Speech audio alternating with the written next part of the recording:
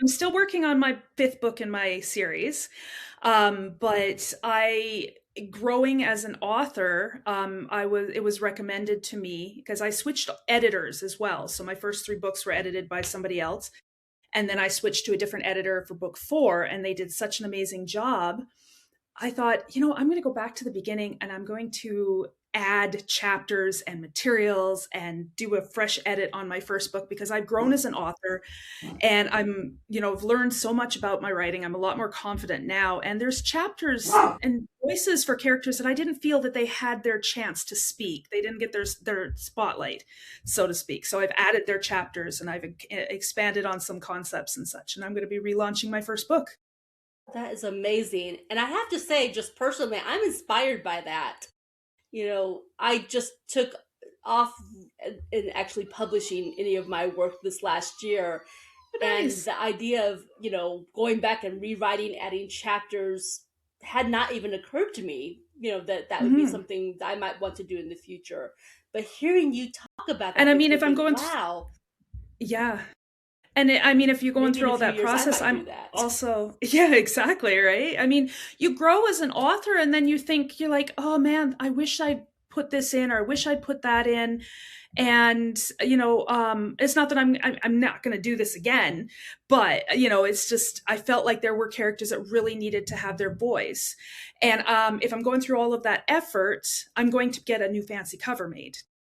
And this I've been doing well with my book signings and stuff in Canada through Indigo and Chapters that they would like me to put my books up on so that they can order them across Canada. So if I'm going to go through all that with new ISBN numbers, new edits, new materials, new covers, and then I'm just going to edit. I'm not going to do a relaunch, but I'm going to edit my other two books with this same author because there's same editor because they're doing such a good job, and they will get fancy new covers too, but they won't be a relaunch. Yeah. And when you say that, it makes sense.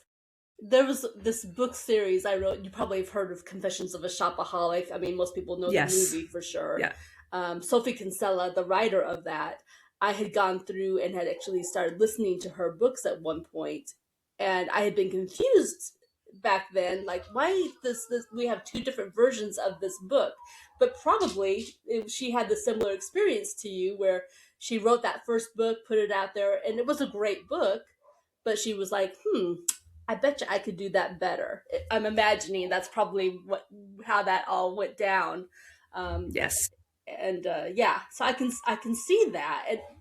Hmm. It's funny to hear you say that because I'd never consciously thought about it until you brought this up today. And I have heard of other authors doing that, just it's not because I've made a mistake because the story is still good. I've just expanded and clarified it. Yeah, But once my relaunch happens, it'll go out as a second edition. There, my first edition will no longer be available. right. Yeah. Yeah. And that makes sense too. It also explains why Mhm. people have, second, third editions and so on. But Yes. yeah, that's a fascinating concept, and it kind of gives me hope that if I'm not super happy when I go back and look at something, or where I feel like I've grown to a certain point, it's nice Yeah. to know that that's a possibility. Um, Absolutely. yeah. So remind me, because the only thing I specifically remember about your books is that your protagonist is male, which is, usually we tend to write the gender that we are, but you chose to do a Yes. different voice where that was concerned. Remind me what your books are about. So my books are a magic fantasy adventure. There's lots of action. There's some supernatural suspense elements. It's about acceptance and finding out where you belong. So there's our world, our time, coexisting magical realm, but they're separated by a veil.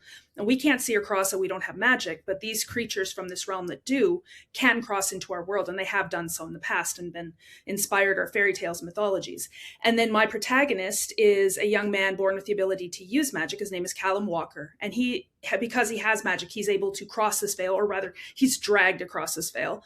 And, so he's learning about this world and all the beings therein. Adventures ensue, but he's trying to figure out, where he belongs, because he is too too magical for our side, but he's too human for this magical realm. So he has to figure out where he belongs. At the same time, he's got to, master his abilities to survive and just basically accept who he is. Interesting. The creative side of me wants to say, does he create a third realm? Because that would be really cool.